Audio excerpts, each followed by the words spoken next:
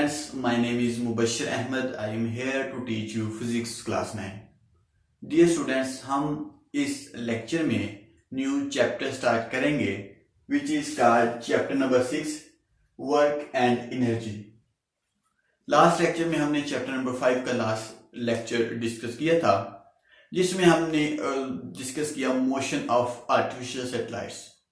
आज हम इस लेक्चर में न्यू चैप्टर स्टार्ट करेंगे एंड न्यू टॉपिक भी स्टार्ट करेंगे. इस चैप्टर में हम वर्क एंड एनर्जी के बारे में ही पढ़ेंगे.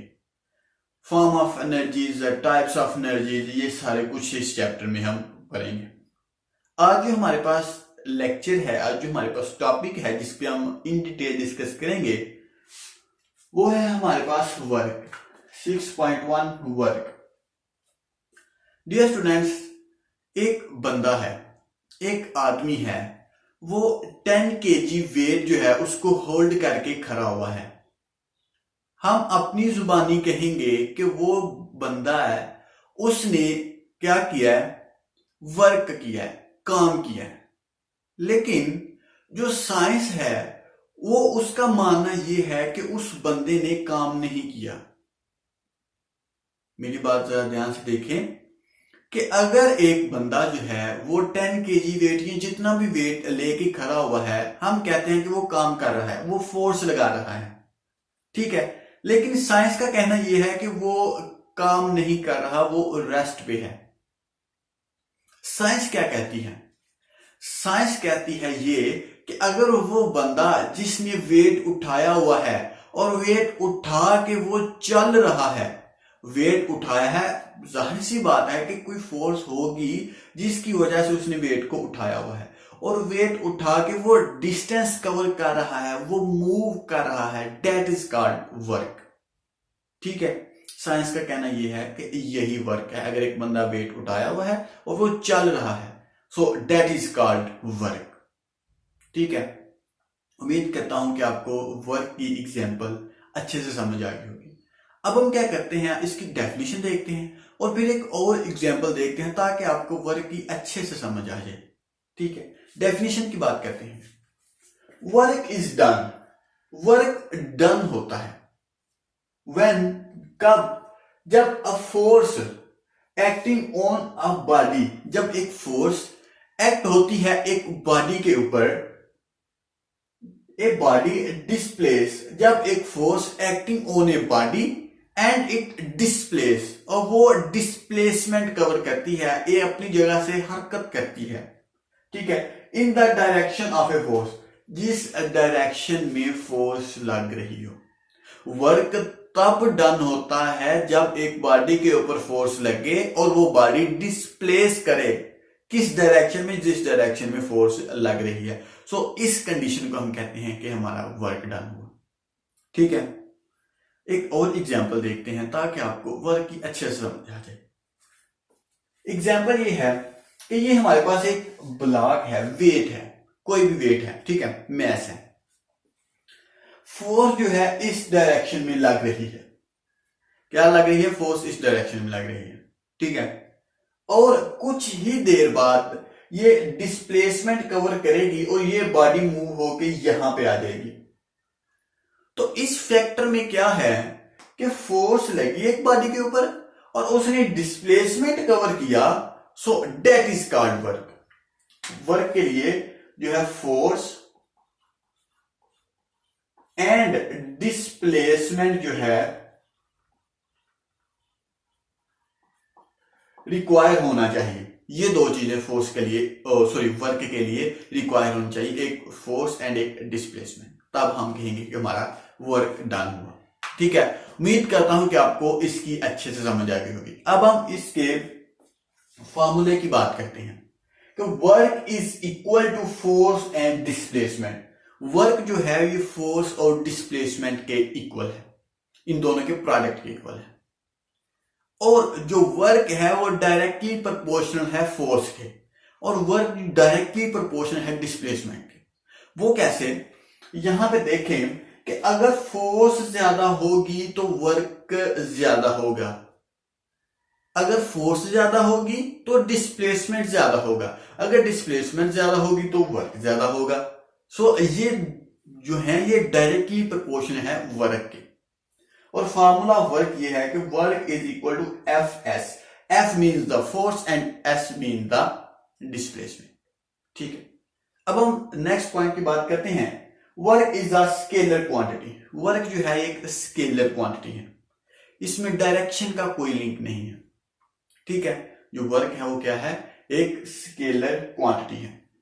ठीक है, सो अब हम बात करते हैं इसके यूनिट की, कि यूनिट ऑफ वर्क क्या है, वर्क का क्या यूनिट है।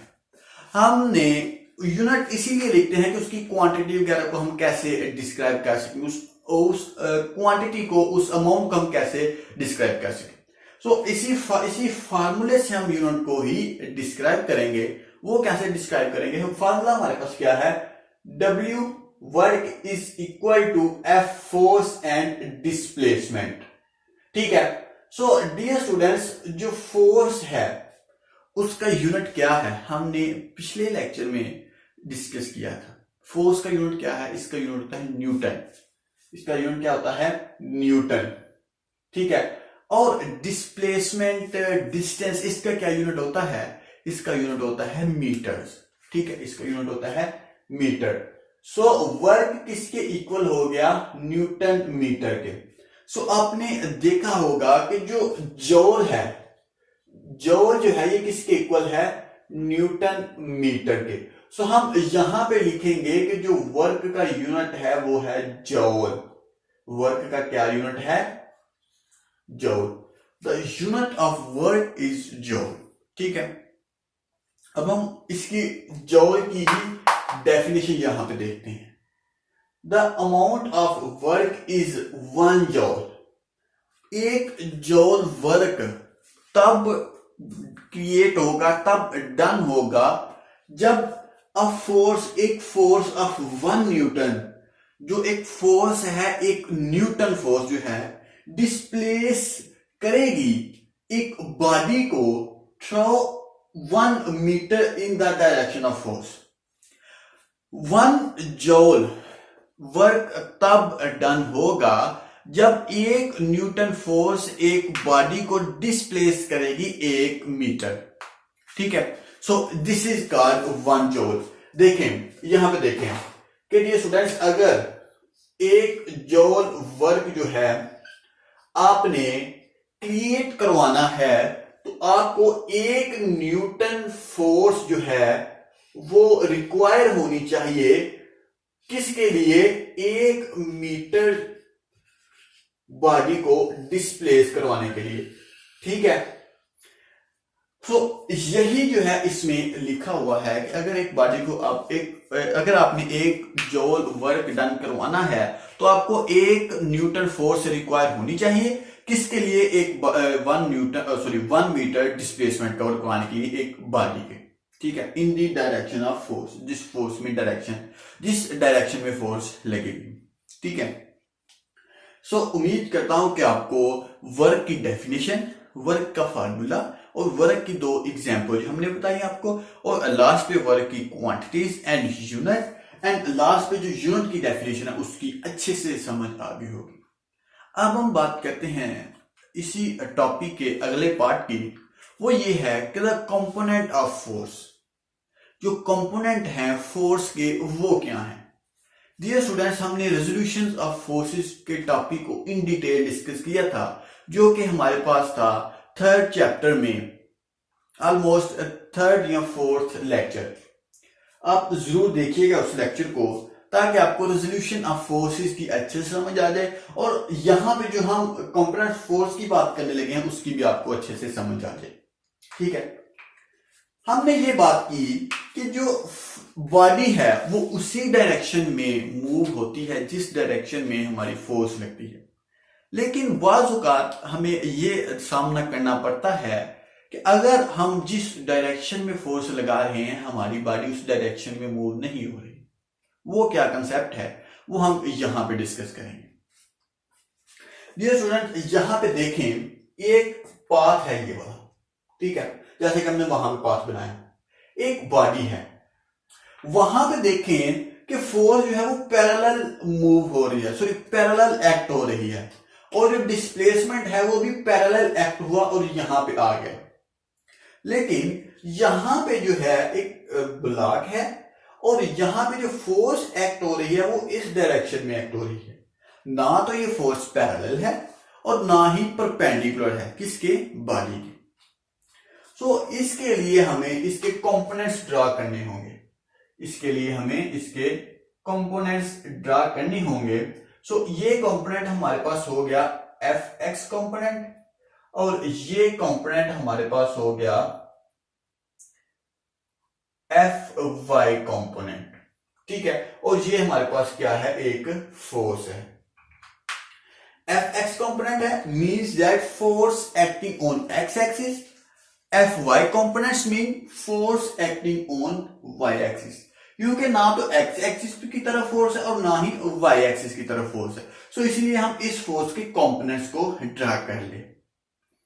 सो अब हम नेक्स्ट बोर्ड पे चलते हैं और वहां पे इन डिटेल डिस्कस करते हैं और फिर हम देखते हैं कि कौन सी जो हमारी बॉडी है वो किस डायरेक्शन में मूव हो रही है, एक्स एक्सिस डायरेक्शन में मूव हो रही है या वाई एक्सिस डायरेक्शन में मूव हो रही है। सो हम नेक्स्ट बोर्ड की तरफ चलते हैं। सो डियर स्टूडेंट्स, अब हम कंपोनेंट ऑफ फोर्सेस वाले टॉपिक को ही कंटिन्यू रखते हैं कि हमने भी बात की कि हमारे पास एक फोर्स है और उसके दो कंपोनेंट्स हैं और ये जो फोर्स है ये ना तो एक्स एक्सिस की तरफ एक्ट हो रही है और ना ही वाई एक्सिस की तरफ एक्ट हो रही है। सो इसीलिए हमने इनको दो कंपोनेंट्स में डिवाइड कर लिया इस फोर्स को।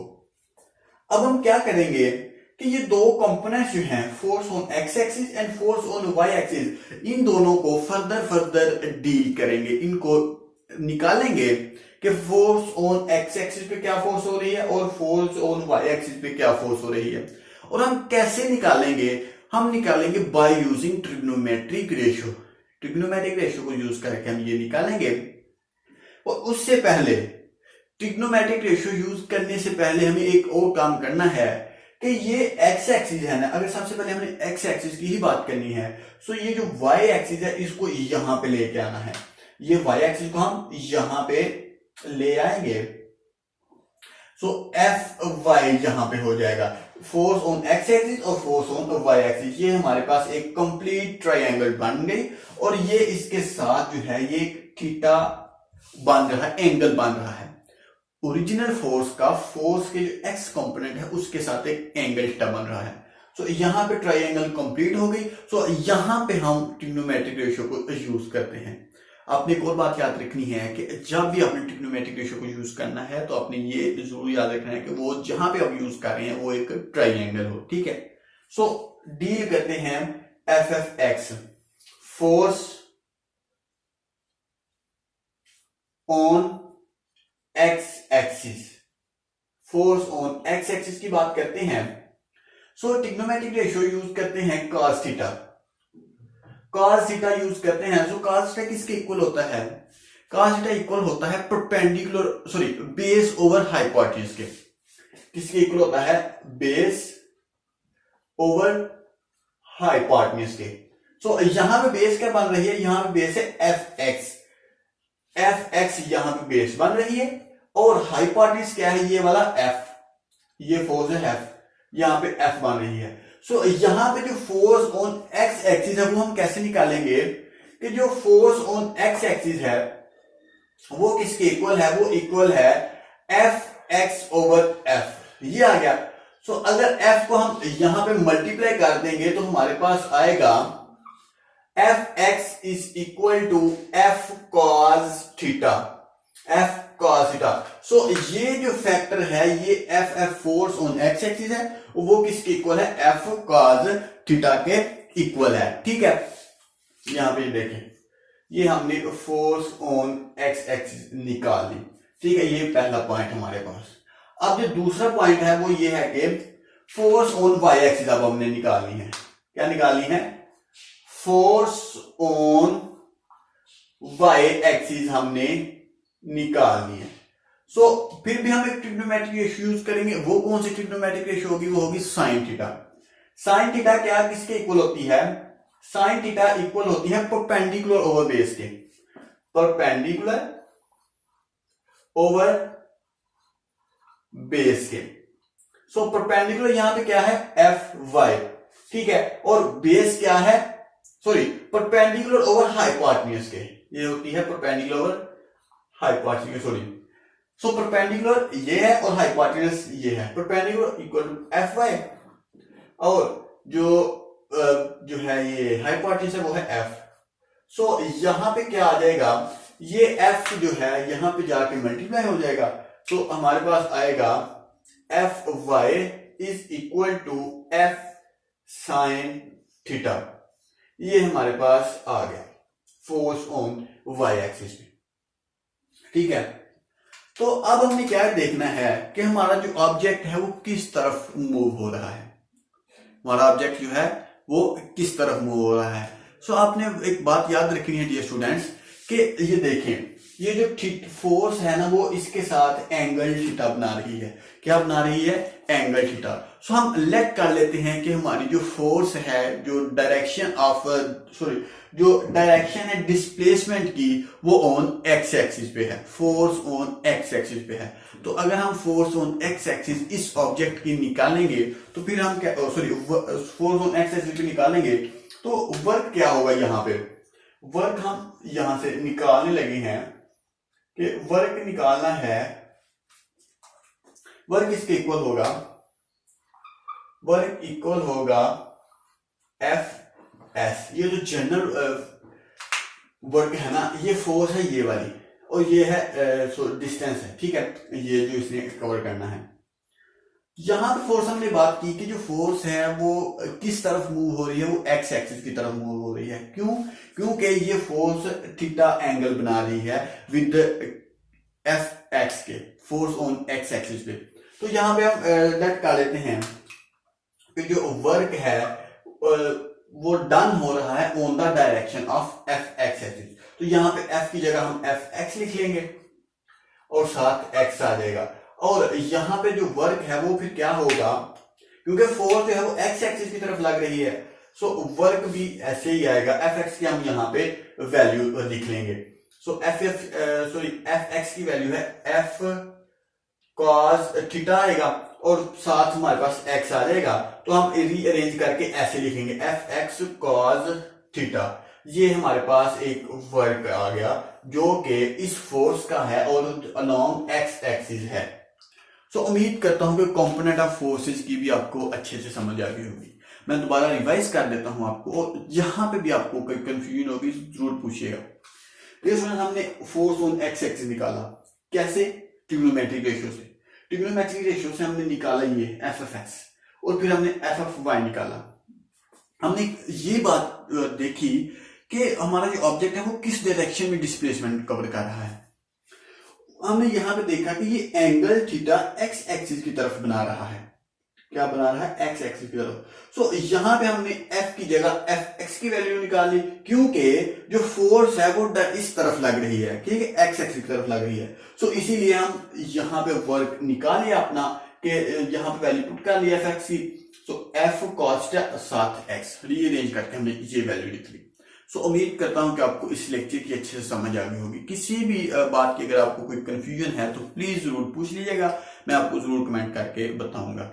सो यही था आज का हमारा टॉपिक। सो अल्लाह हाफिज, स्टे ब्लेस्ड।